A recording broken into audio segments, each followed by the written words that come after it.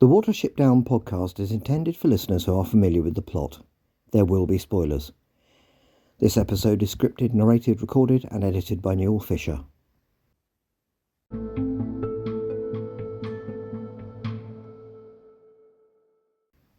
Hello, and welcome to the Watership Down podcast episode 191, in which we will be looking at the fourth 10-minute segment of the fourth and last episode of the 2018 Netflix version of Watership Down. Once again, no barrow keeping this week, as I'm sure you want to get straight back to the action.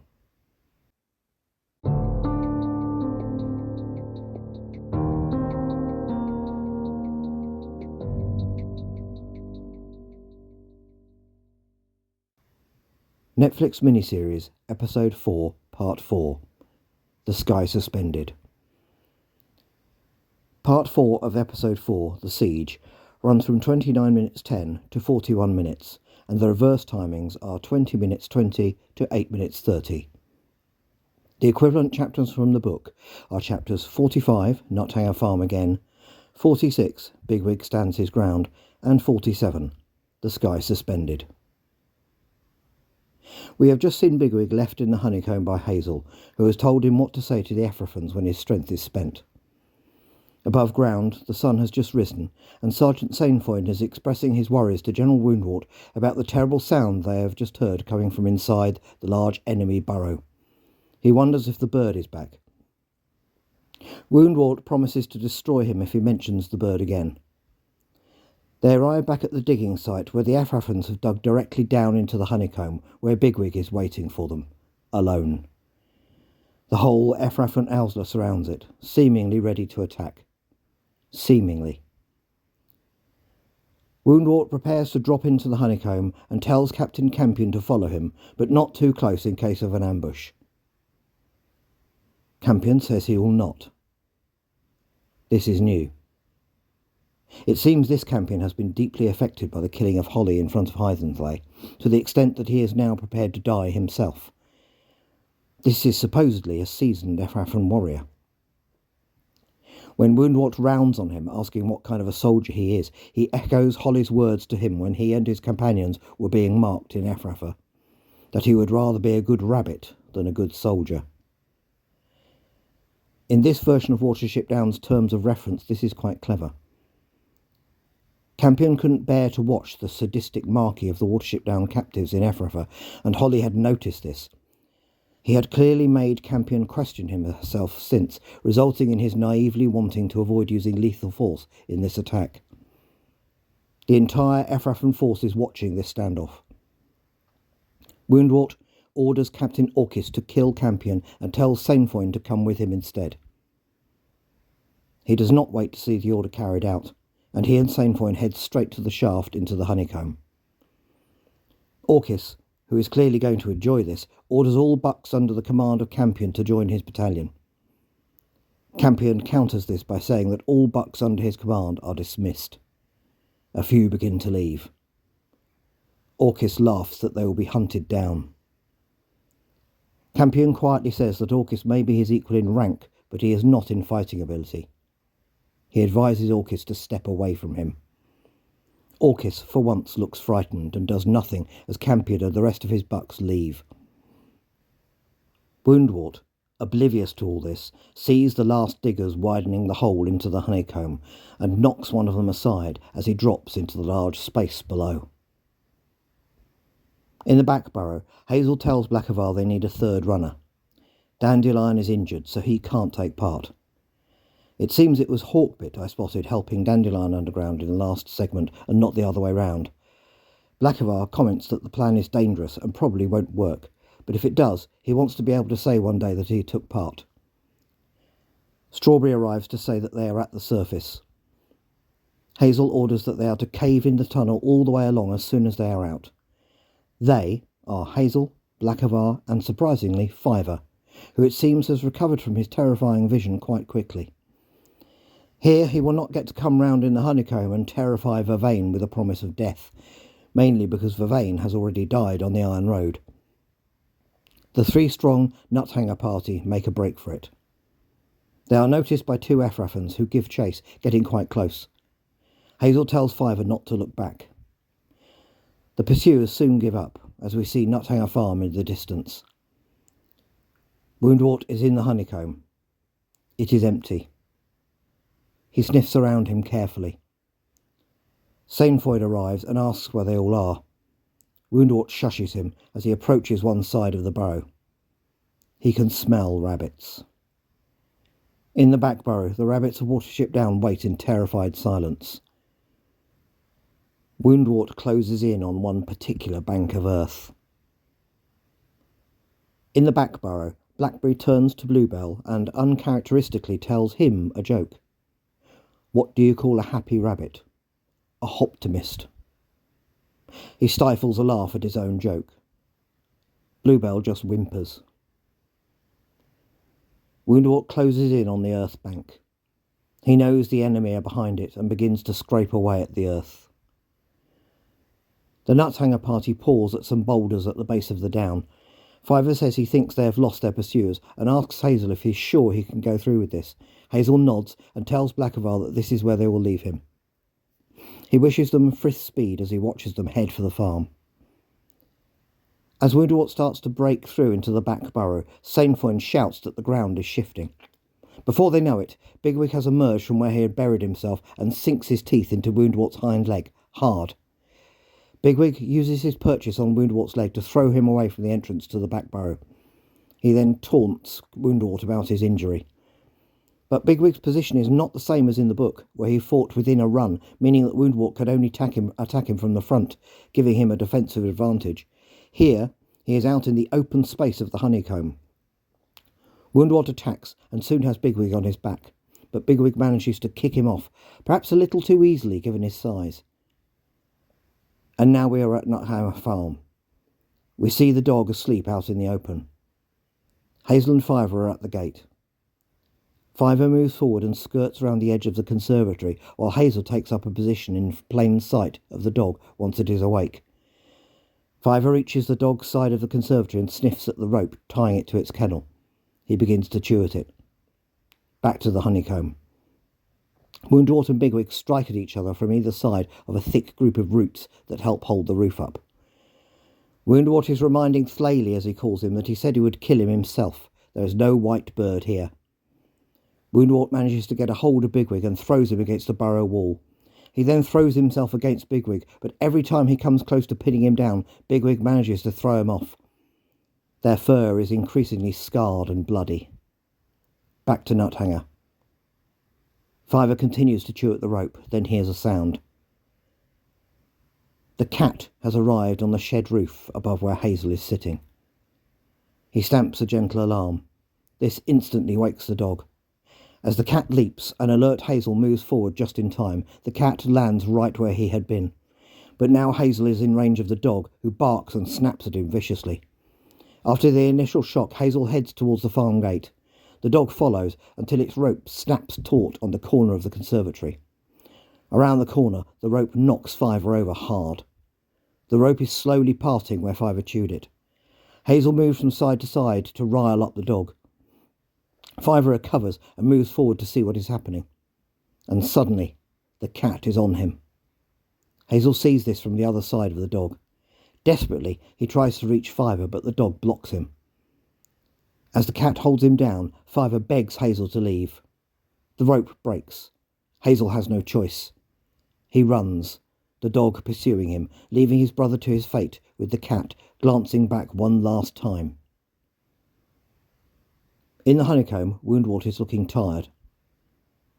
He tells Thlaily he could send his bucks to fight him one at a time, but it seems a waste to kill him. He promises Bigwig the leadership of any mark he wants if he comes back to Efrafa. Woundwort has realised he cannot beat Thlaily. Bigwig tells Woundwort in Lapine to eat droppings and that he is a stinking chief. Silfle chraka u emblia ra. He adds that his chief rabbit told him to defend this run, and that is what he will do until told otherwise. Sergeant Sainfoyn plays his part, expressing incredulity that Bigwig is not Chief Rabbit. We see open downland. The dog pursues Bigwig's Chief Rabbit towards the camera's viewpoint. As they pass the wires running from the iron tree, the dog is gaining on him. From the boulders ahead, Blackavar sees this and runs towards them. He distracts the dog for long enough for Hazel to hide behind the boulders. Then Blackavar and dog fly over the cowering Hazel. At the warren, Sutphin emerges from the honeycomb to tell the Afrafans that Thaleli, who has injured Woundwort, isn't even their chief. He adds about the noise they heard underground and says they could have all kinds of Alil under their command. Anything could be waiting for them. And then Woundwort emerges, looking very different to the Woundwort who went into the honeycomb. He is scarred and covered in blood. Woundwort spits more blood and growls that the war is nearly over. Sutphin stares at him in the daylight and runs. Others follow him.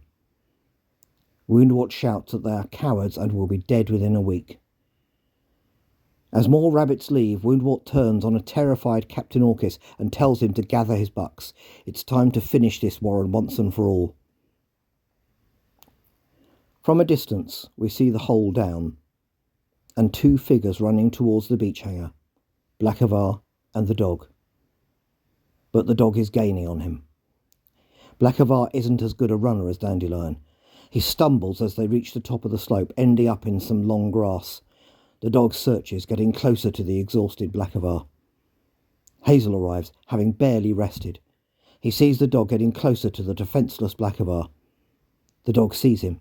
It snarls, and Hazel stamps another alarm. Hazel, who was recently shot. Hazel, who has just run for his life further down the hill. Hazel Ra. The dog pursues him in the direction of the beach hanger. The music has transitioned from threatening to choral and inspiring. Bigwig, bloody and exhausted, emerges above ground from the honeycomb. Woundwort orders him surrounded. The remainder of the Afrafan Owsla close in. A camera shot of the sky. Hazel and the dog fly over. Hazel is begging Frith for his life. As he runs, he puts up a flock of birds. The Afrafans hear them and look around. Running away from the sunrise, Hazel, the dog gaining on him, just cries out, "Oh please," over and over as he runs. The pain in his injured leg must be excruciating. We see him and the dog from above, and then from the Afrafans' perspective as they see a lame, exhausted rabbit come over the brow of the hill. The camera zooms in on him. Bigwig says, "Hazel Ra." Woundwort repeats the phrase and laughs. He mocks Bigwig at the very idea of a lame rabbit being their leader. And then the dog comes into view.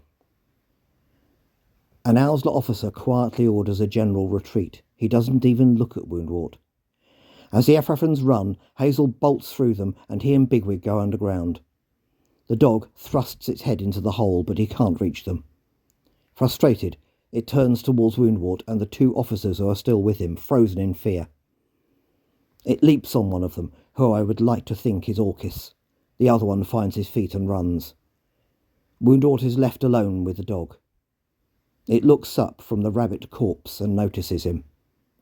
Woundwort does not look afraid. He says to the world that they fear no Alil, that he fears no dog, that he fears nothing. With a defiant cry, he leaps at the dog. The dog leaps at him. In a tableau you might call a little contrived, they fly towards each other in slow motion, the dog moving its head and snarling as it flies through the air. We see their shadows on the ground. The shadows fade before they meet. And General Woundwort passes into legend.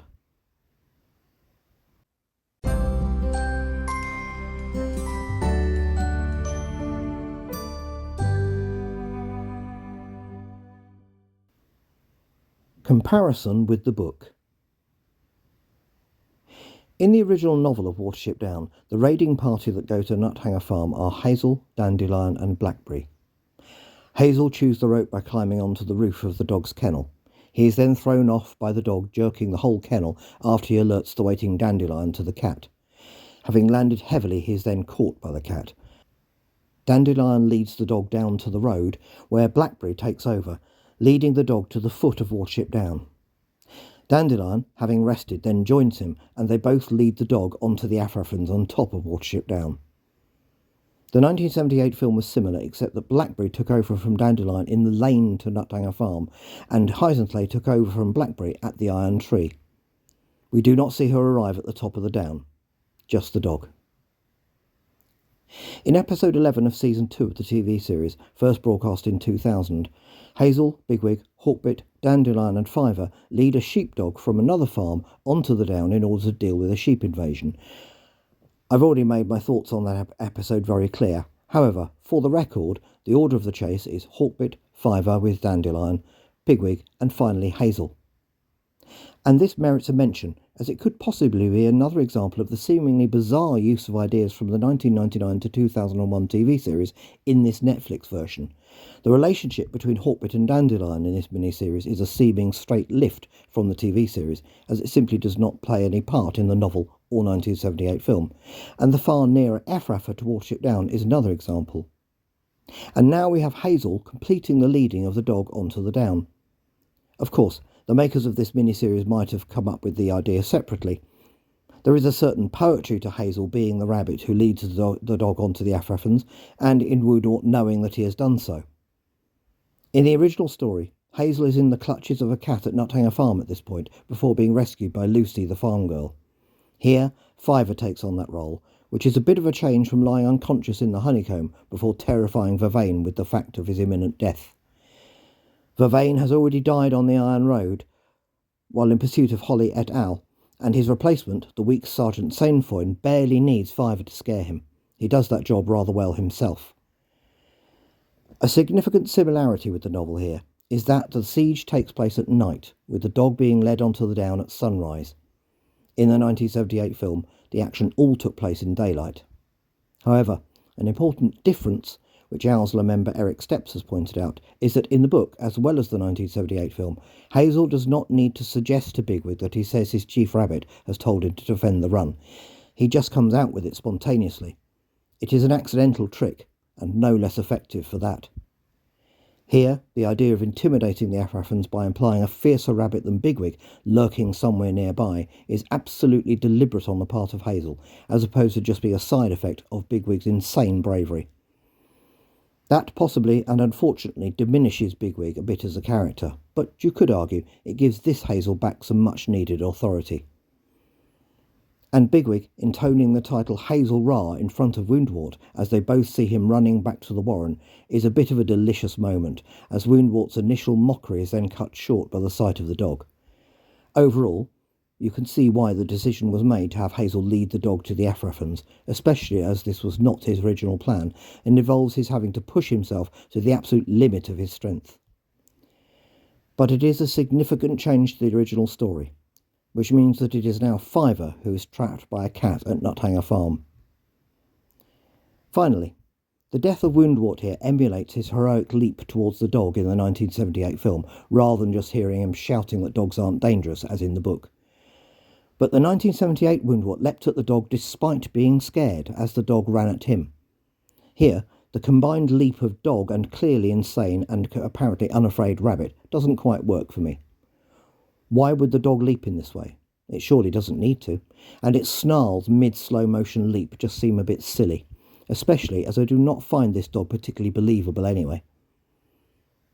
Overall, though, here Woundwort meets a satisfying end, made all the better for his knowing exactly how it happened and how he has been deceived.